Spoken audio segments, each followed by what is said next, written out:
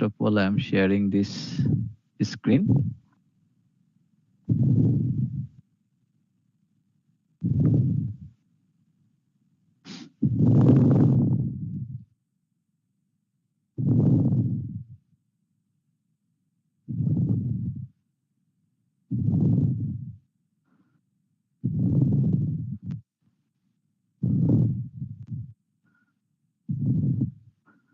What happens actually, why this is required? If the group angle increase for a particular thickness, why?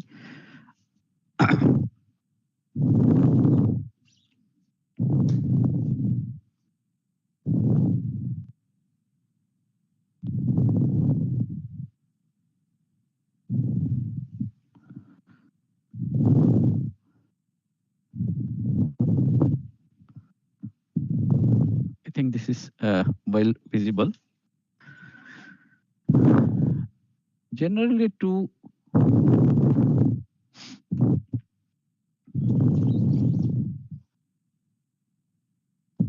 once we increase the group angle, what happens, that I am going to show.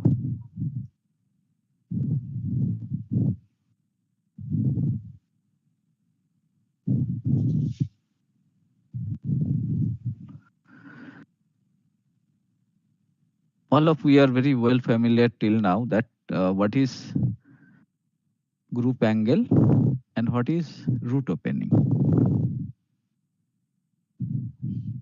Let us consider for a butt welded joint.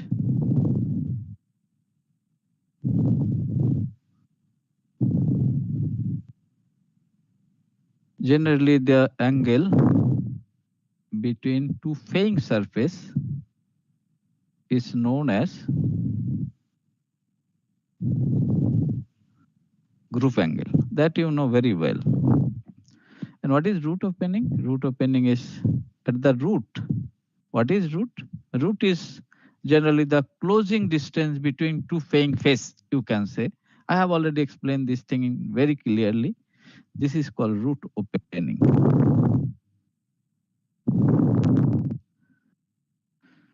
So if this group angle theta, if theta increase, that means if theta increase, let us consider theta become theta 1.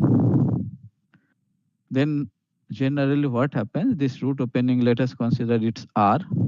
So R1 also increase, that you can say.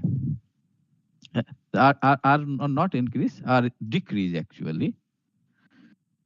1 minute.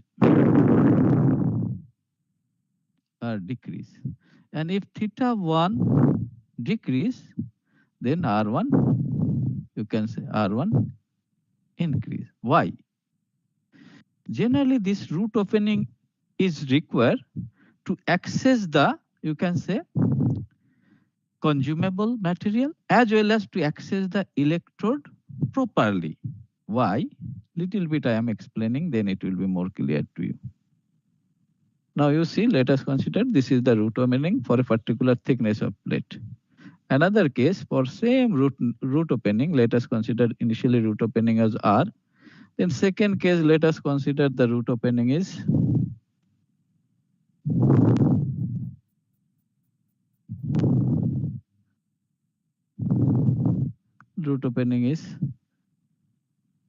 R1. And another case I am just drawing for same thickness.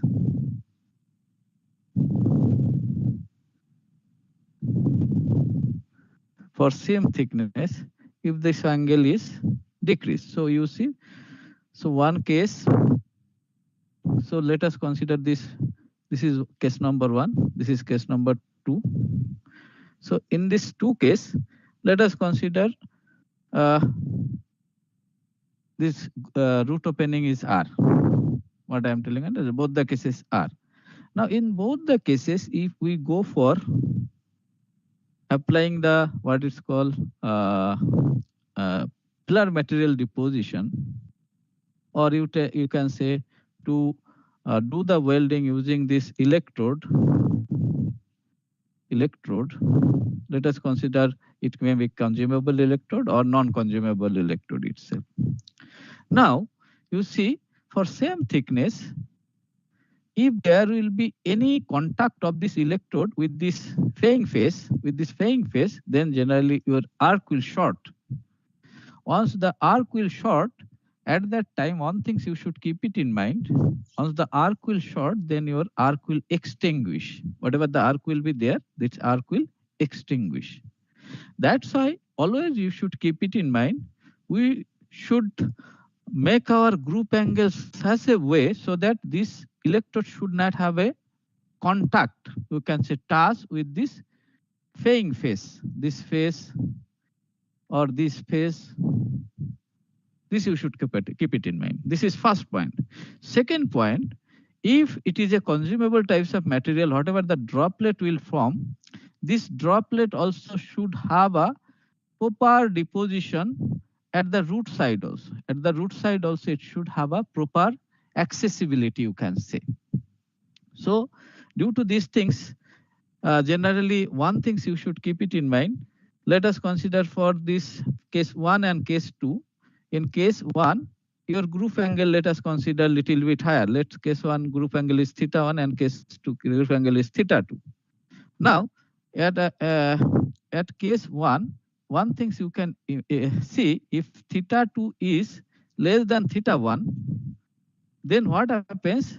This electrode, whatever the electrode we are providing to do the welding, there is a chance of contact. That means it will get less clearance to do the welding. So there is a chance of contact of this electrode with this faying phase. Whatever the phase is there, this phase or this phase, generally there is a chance of touch of this electrode with this faying phase. That's why I had told you. Once it will be touched with this faying phase, then what happens? There is a chance of what it's called extinguishing of the arc. So once the arc will be extinguished, then your welding will not be proper. This you should keep it in mind.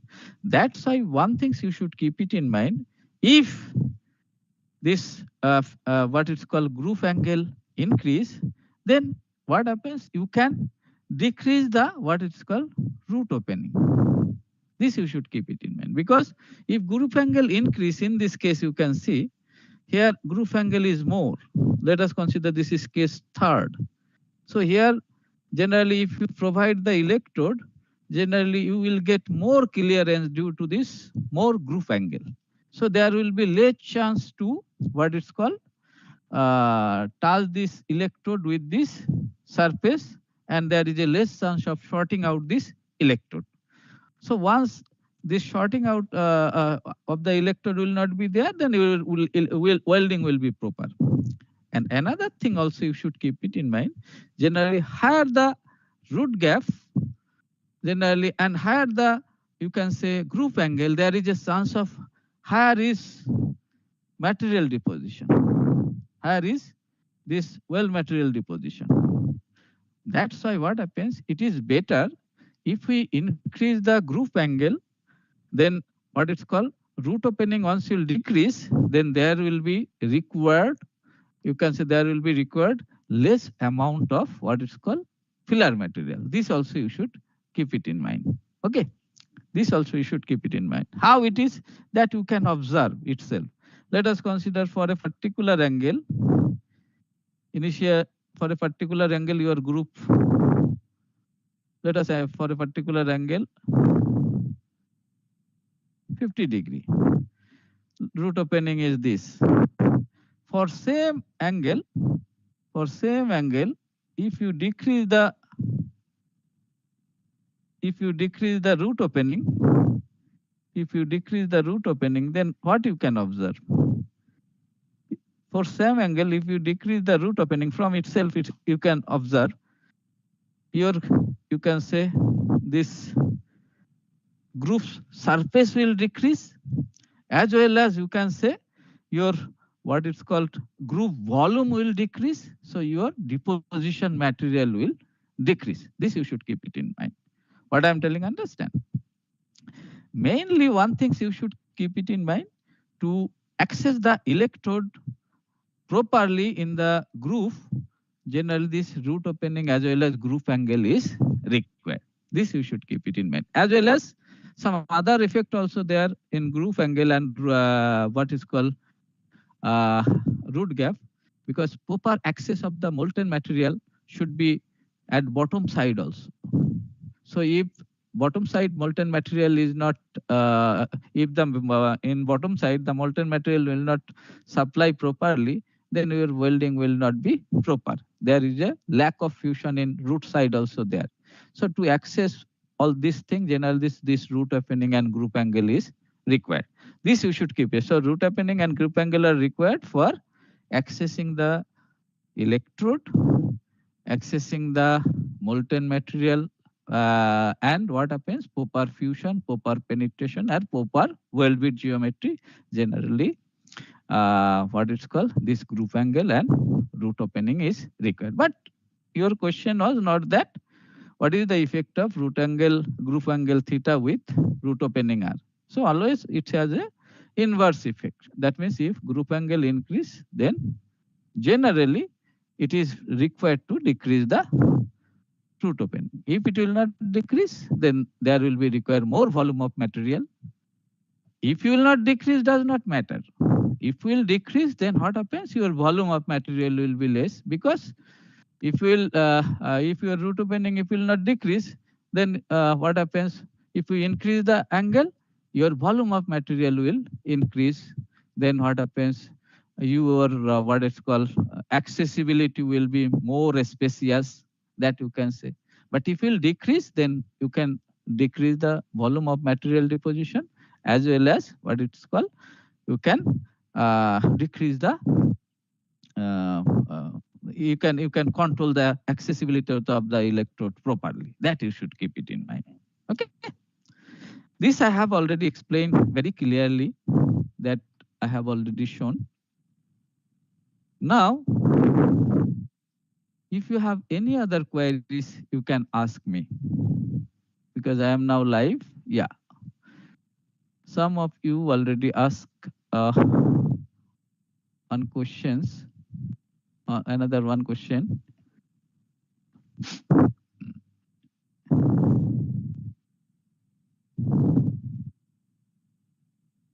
One minute.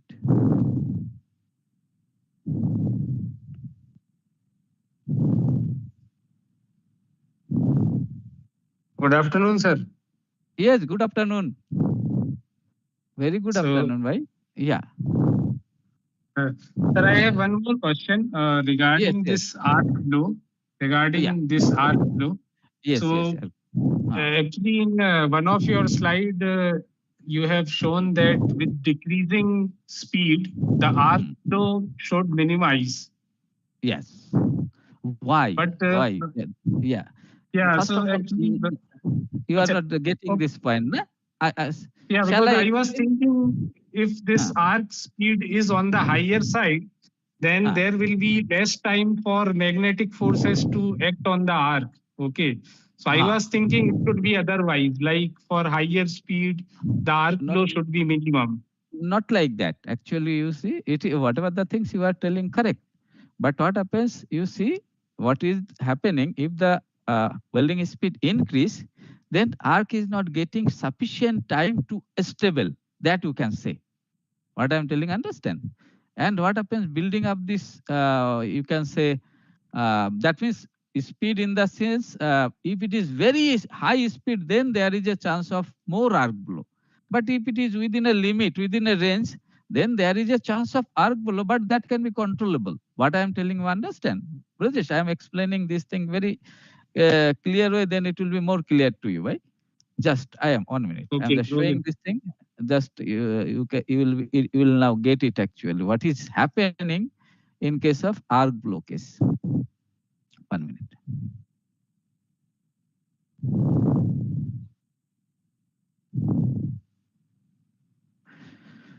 Generally, I have already explained this thing very clearly. You can observe there are generally 3 different types of arc blow you observe. That is called forward arc blow. Another one is called backward. And another one is called sideward. These are the things I have explained very clear way. Forward means, let us consider this is a weld plate. So generally, you know, that means whatever the magnetic field generate, this magnetic field generally try to choose the what it's called metallic zone instead of what it's called, I have already told you, vacuum zone, or you can say air zone. I have already told you. That's why at the beginning zone, whatever the arc is generated, that arc at the beginning, generally what happens here, whatever the magnetic field develop, that concentration of this magnetic field generally taken place, more concentration is taken place at the edge side than the other side. That means concentration of the what it's called magnetic field, because you know these things, I have already told you these things very clearly. This is the electromagnetic mechanics. You know these things very well. While there will be a flow of current I, then around this conductor, generally what happens, there will develop, this is called electromagnetic field. This is called electromagnetic field. I am writing magnetic field. This magnetic field generally try to accommodate in what it's called, let this is your metal which you are going to weld, and outside of this metal is air zone. So always you should keep it in mind. Generally this electromagnetic, whatever the flux is there, that try to pass over the material, metal, not the air. This you should keep it in mind. Due to these things, what happens, this left side of this electromagnetic flux zone, you know these things, it create a it creates generally more force than this other side, because this left side, the concentration of electromagnetic flux line is more. Here it is more, and here it is generally less dense. Correct? Due to this more dense magnetic field, what happens here, the arc will subjected to some forward types of blow, forward types of motion. That means arc shifted from its intent path. Initially, if this magnetic field will be uniform, then your arc will be very uniform, well uniform. Correct? It will be throughout the entire, around the entire electrode, your arc will be uniformly distributed. But due to this more concentration of the, you can say, electromagnetic flux line, this arc will subjected to some force which is forward in nature. You see, this is, let us consider this left side, it is F1 force. This right side, this is F2 force due to this electromagnetic flux. Generally, as the concentration of the flux in left side is more, that's why here generally F1 is greater than F2.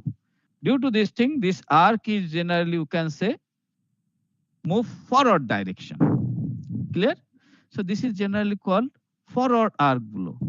Similar things happen at the end of this, or you can say at the end of this welding or completion of the welding. Here also the flux line generally concentrate more at the edge, and its density is more at the edge, and you can say density less in other side. So this side again, this end side also, whatever the force will be there, F1, electromagnetic force, that force will create a, this force will be more than, let us consider here it is F2.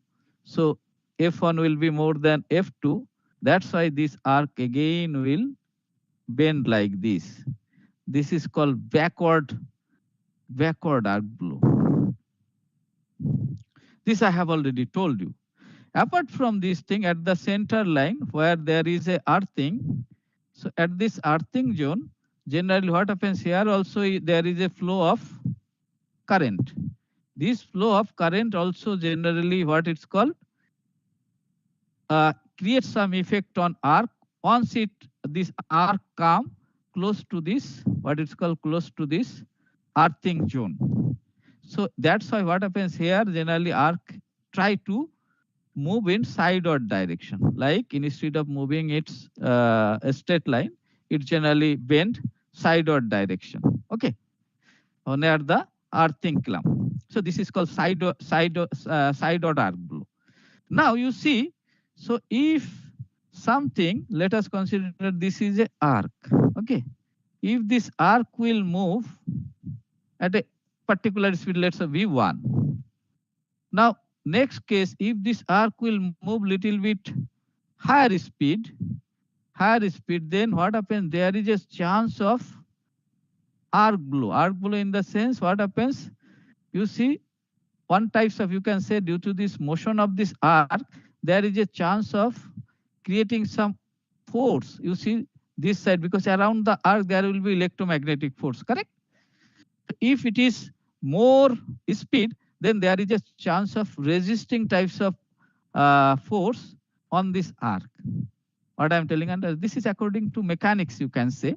That's why in this case there is a chance, if the speed is high, there is a chance of bending of this arc like this. What I am telling, understand? There is a chance of bending of the arc like this. Always you should keep it in mind. Arc is not depends on, if you see around your arc, if your flux line is uniform. If your flux line is uniform, whatever the flux intensity will be, this flux intensity is more and more. What I'm telling, understand? If the flux intensity more and more, then also what happens? The arc will be uniform. What I'm telling, understand? Though arc will be uniform, and there is a chance of constriction of the arc if the electromagnetic force around the arc is more. But it will not bend like bowing, or you can say arc blow will not be generally occurring there. It will be constrict there. It will be reduces diameter. That means it arc diameter will be reduced throughout the entire side equally. So there is a that is not called arc blow. Arc blow is that when the arc is bent. What I am telling, understand? Once the arc is bent, that's why I have told you at the beginning, there is a bending of you can say arc in the toward the direction of lesser density electromagnetic field, and at the end of the electrode also you observe here also arc try to move lesser dense, what is called electromagnetic field. But if around the arc, if the field is uniform in nature, what I am telling, understand? Then what happens? There will not be any arc blow, but due to this electromagnetic force, there is a chance of either constriction of the arc, or what it's called generally constriction. The constriction of the arc is generally taken place. That means reduces diameter. That you can say. Now, once it moves, then there can be a resisting force like this, which I have told you, more and more speed. Then there is a what it's called, due to this you can say, if this arc field is moving little bit rapidly, there can be a chance of this flux line distribution non-uniform. What I am telling, understand? Due to this non-uniform things, there can be a chance of bending of the arc taken place. What I am telling, understand? Brijesh, is it clear? Hello? Rajesh? Hello? Is it clear?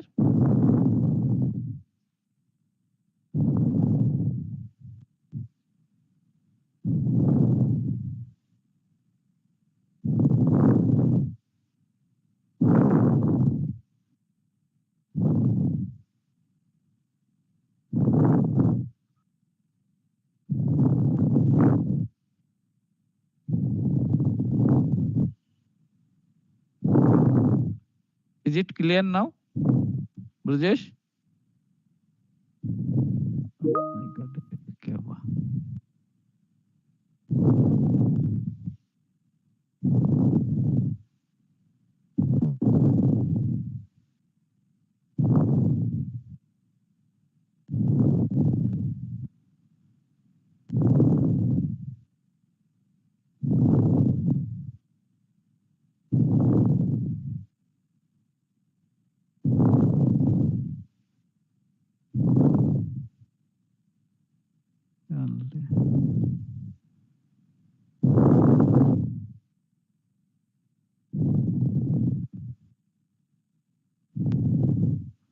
Am I audible?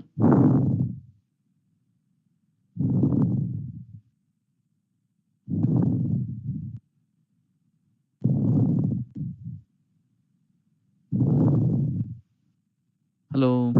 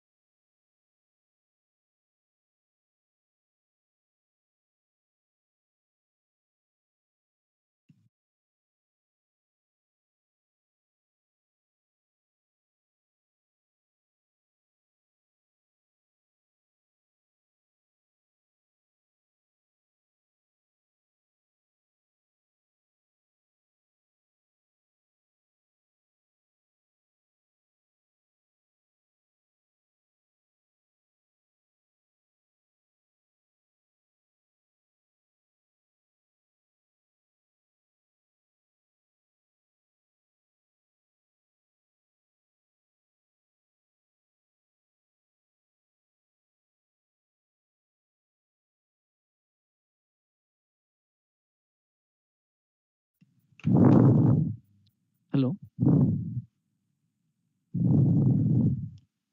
There was a problem, correct? Actually, how? Yeah, again. Okay, okay, fine, fine, no problem. How it is disconnected? No problem. Again, I will explain.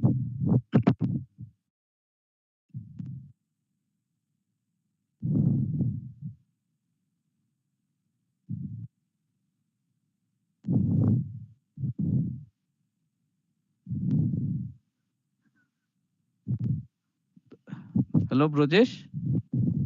Am I audible, Brajesh?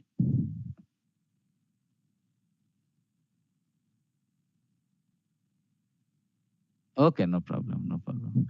So again, I am explaining. Actually, I don't know. I think it is. Yeah, it will explain, na? Okay, fine, fine, fine. Okay, fine. If you have any other queries, you can ask me.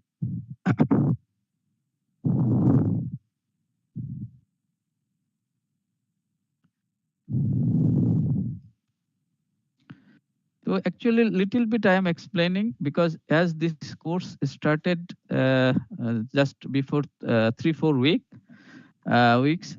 Mm, So this course is a very interesting course that you can say, because in this course generally I will cover very interesting topics which is generally highly essential, that you can say, which are highly essential for manufacturing sector, especially in the field of welding. So this course name, actually now you are very well familiar. This course is Fundamental of Welding Science and Technology. So in this course, generally, I will cover most of the fundamental things related to welding, especially you can say physics of welding, principle of welding, and this physics and principle of welding, I will explain in details of different types of very important categories welding process, especially those welding process which have a very wide application in the field of manufacturing sector. So this course generally will help the participants to understand and apply this knowledge of welding in the field of practical application for you can say various industrial application. It will also encourage and help the academic participant to increase the research interest in the field of welding. In this present course, primarily whatever the different topics I covered, that a little bit I am explaining again here. Generally, this course will cover the uh, industrial relevance of welding processes. So it will give the fundamental knowledge of various important welding processes, especially those welding processes which have a wide application in the field of manufacturing sector. It also covers the importance of all these welding techniques. It will also cover the generally safety precaution to be followed in different welding techniques.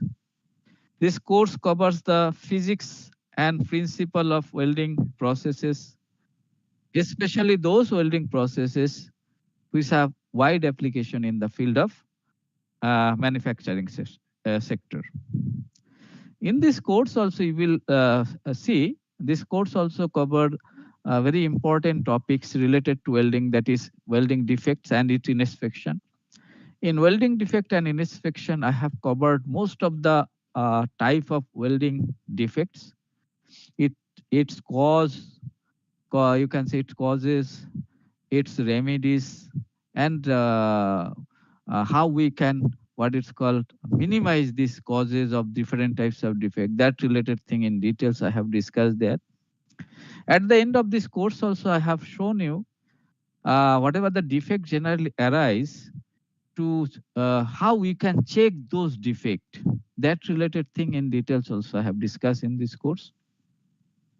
So this course is really a very fundamental and you can say interesting course for participant, because the knowledge of this course will be highly essential once we will be in practical field. There we will observe that so many different application of this course generally you will find in what it's called actual field. Initially, I have already told you, you have already gone through different basic fundamental of this welding processes. First, I am covering how to categorize actually this welding process. In details, I have already discussed those things. And what are the, what is called different part of a welding, that is also very much essential to know. That related thing already I have discussed. That there, apart from this thing, I have also discussed very important topics related to welding, especially like this root gap, root opening, whatever the different parts are there, bevel angle, groove angle, root face, what these are the things. Whatever the different part of this are there, and where is the application of those things, that related thing in details also I discussed there. And after that, generally after these different types of important fundamentals of welding, part design and all the things, I'll start different types of important welding process. It details in the sense it application, its what is called physics, then its principle, its setup, what is the advantage, disadvantage, and what types of welding process, where you will use, generally that related things in details I have discussed in this course. This course is really a very important course for what is called important industrial application, that you can say. Now, one student asked me a queries that related things, actually he called me, that related things actually I'm going to discuss here now. So he was asking me, sir, what is transitioning? Can you please elaborate a little bit more details once there will be live session? So that I am going to discuss. After that, in between, if you have any queries, then also you can ask me questions. Okay.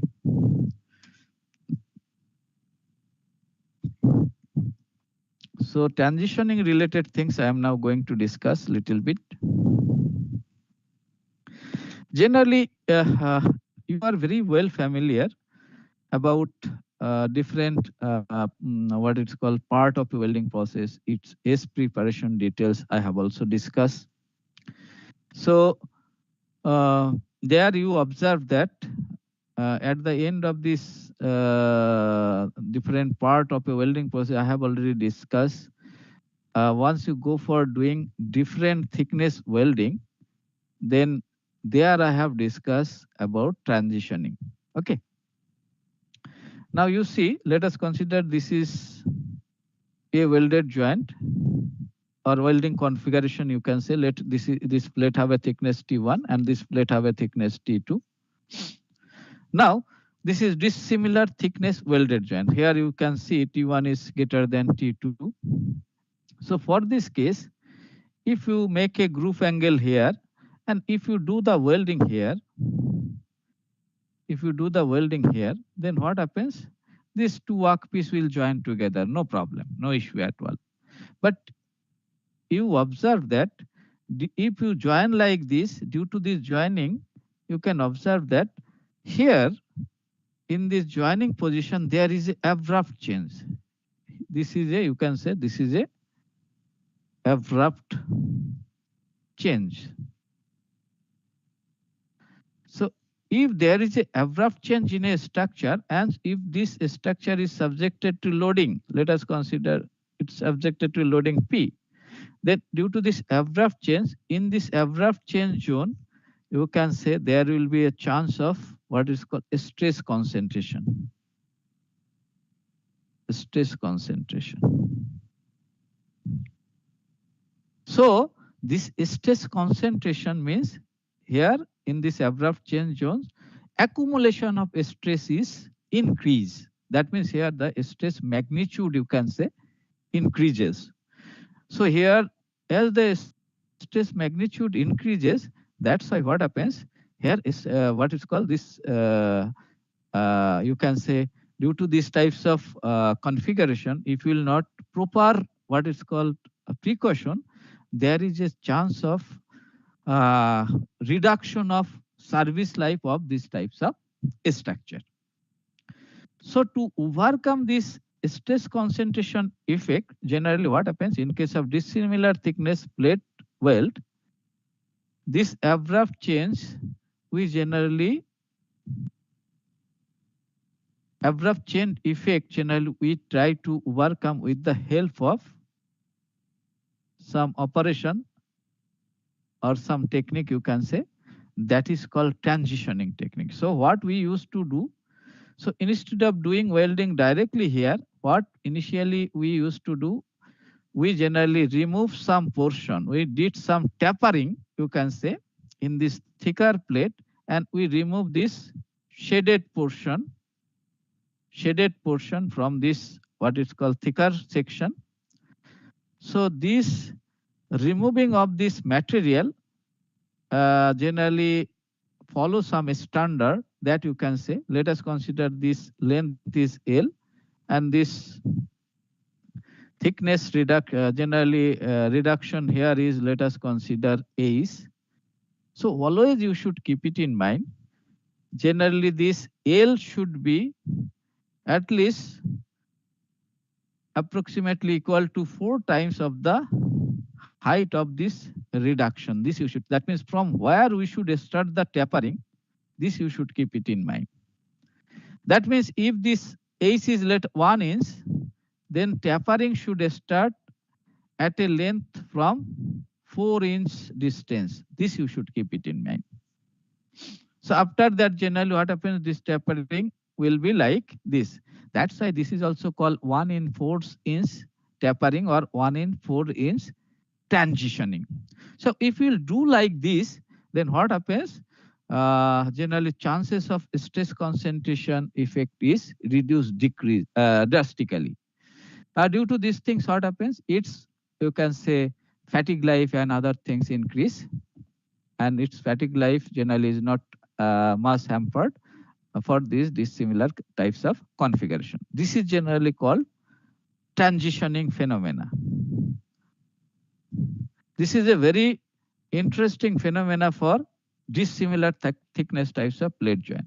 So always you should keep it in mind. Generally, this tapering length should be around 4 times of this height of the reduction of this, what is called thickness. Now, if it is more, then it is good.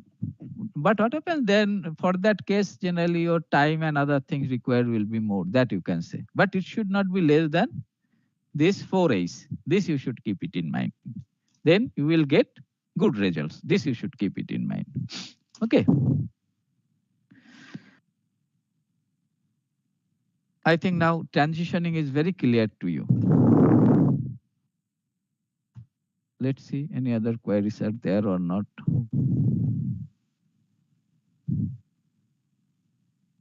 Yeah.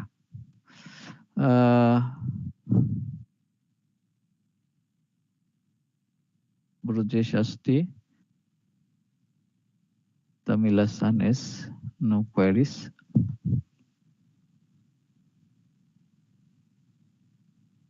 So no further queries are there.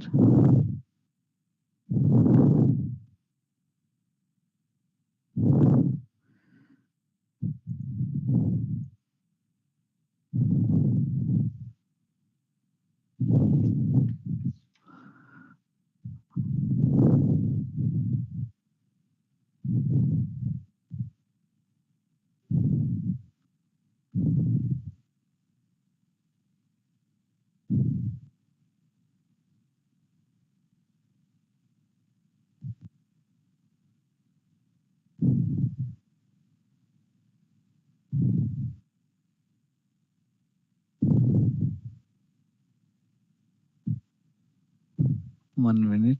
Let's see any other queries are there or not.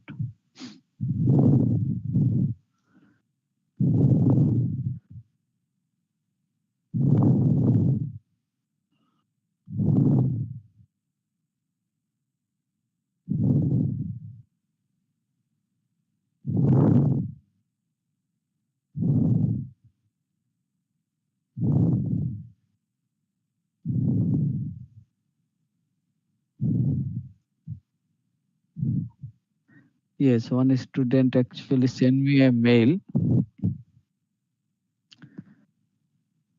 One of the participants actually sent me a mail. He just asked me, sir, what is G1, G2 types of welding categories? Can you please elaborate this thing a little bit? Yeah, I'm just going to elaborate this thing now.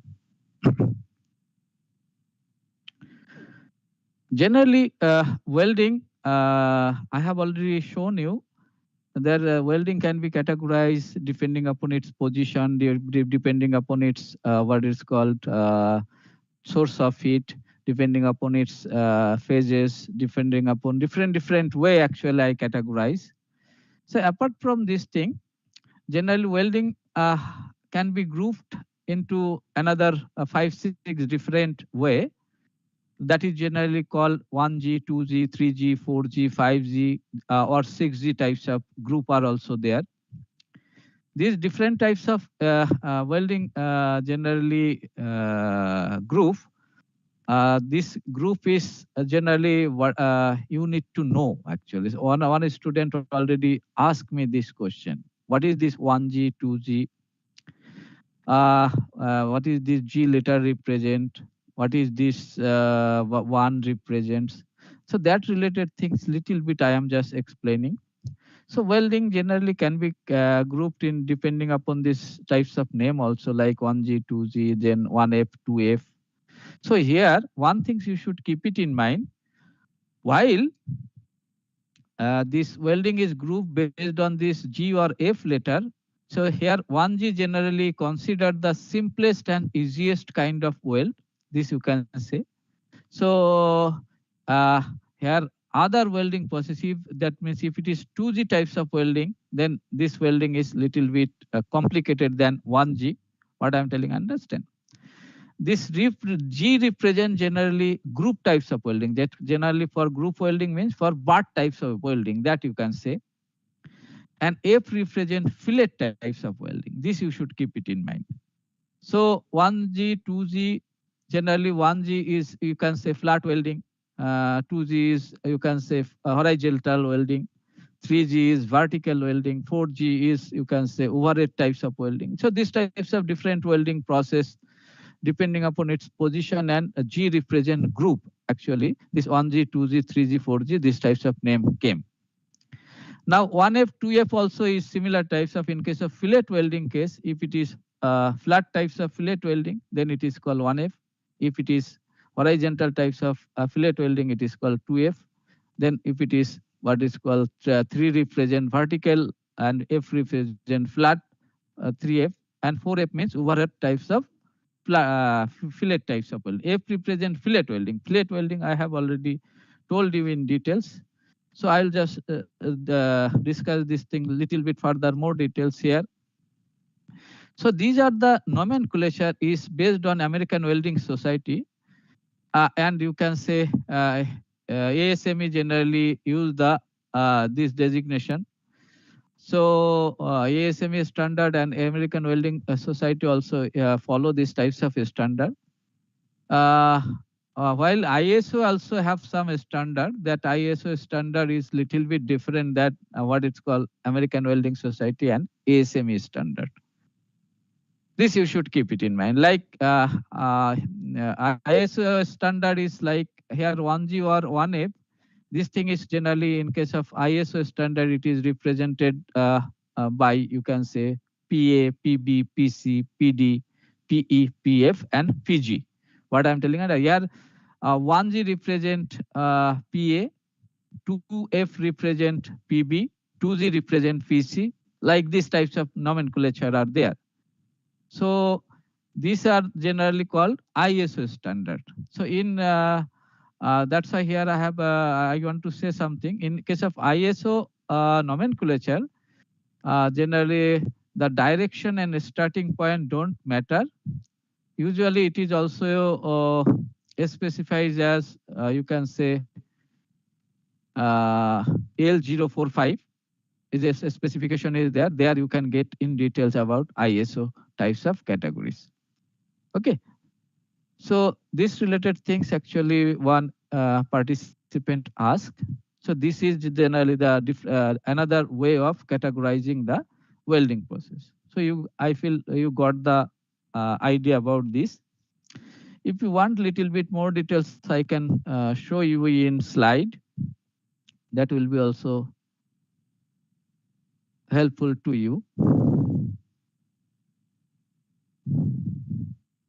So I am sharing my screen.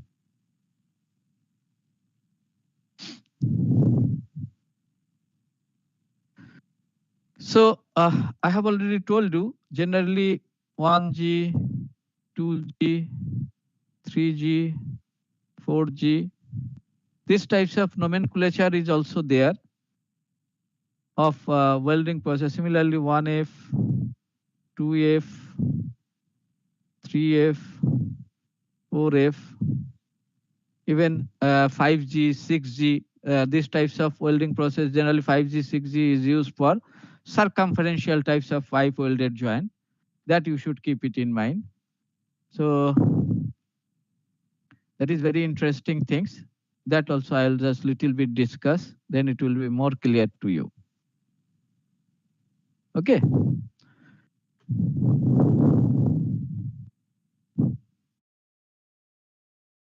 So this 1G you can say is easiest types of welding process.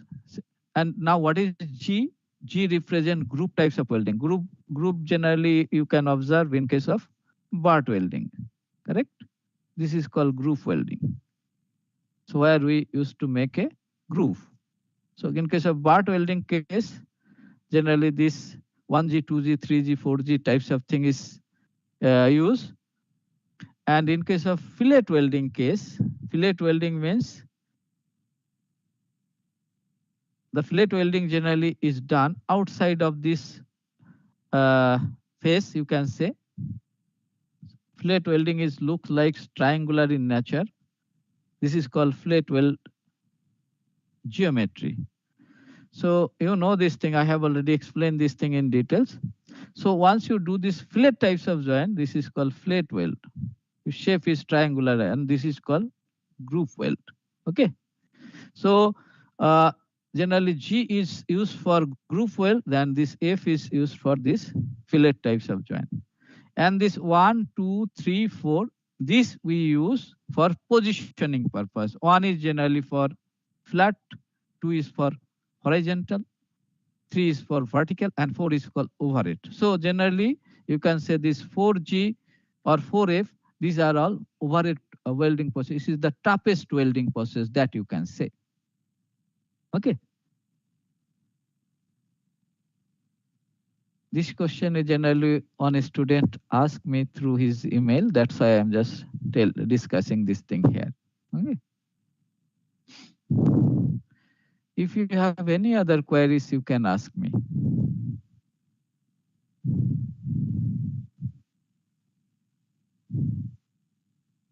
Yeah.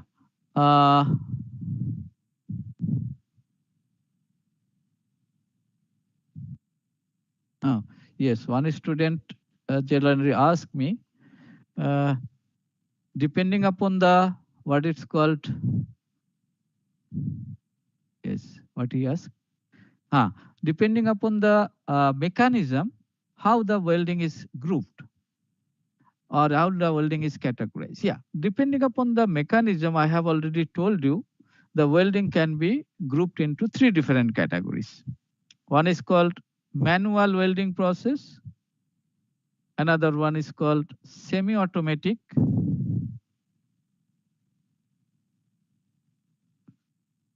Welding process, and another one is called fully automatic welding process.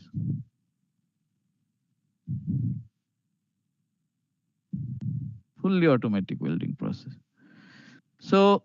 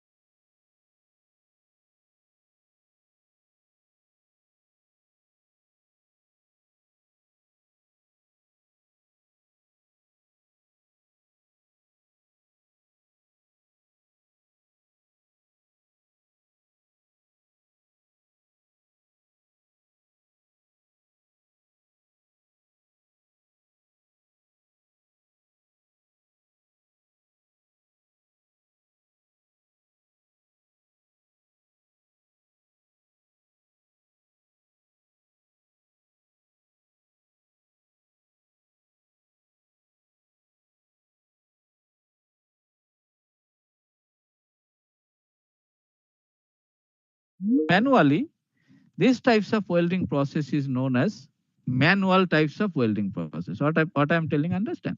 Generally, in case of SMAW or stick welding process, stick or SMAW, which you observe that there we use generally what happens, um, stick of electrode that is generally continuously we feed manually, as well as we operate this thing, what is called welding speed also operated manually. Both speed as well as what it's called uh, wire feed, that means deposition, is done manually. So that is generally called, you can say, fully manual welding process. What is semi-automatic process? If any of the two mechanism, that means welding speed or feed rate, any of the two parameter, you can say, if either feed rate is controlled automatically and welding speed is controlled manually, or welding speed is controlled automatically or feed rate is controlled manually, any of one, if it is controlled automatically, then that is generally called semi-automatic. If both the parameter control automatically, both if it is automatically,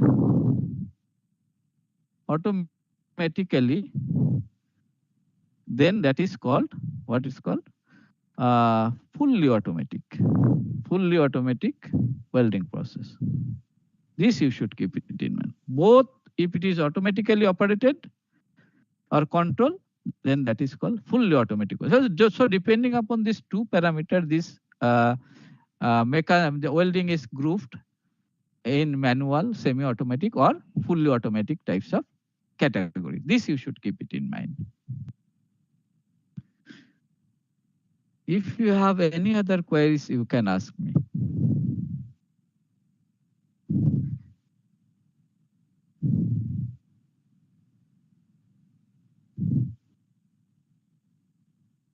Yeah, no further queries are there.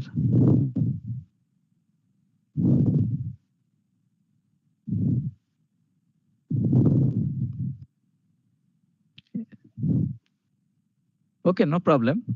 If you have any queries in between this course, not only during this course duration, apart from this course duration also, if there will be any queries of you, you can anytime ask me through mail. My official mail ID is already given there. That is pankaj.biswas@iitg.ac.in. This you should keep it in mind. So any types, any query is required, you can directly mail me. Okay. I think there is no more queries. So there are no more queries. That's why what happens, I think here we can stop our live session today. Uh, uh, Kunti, hello.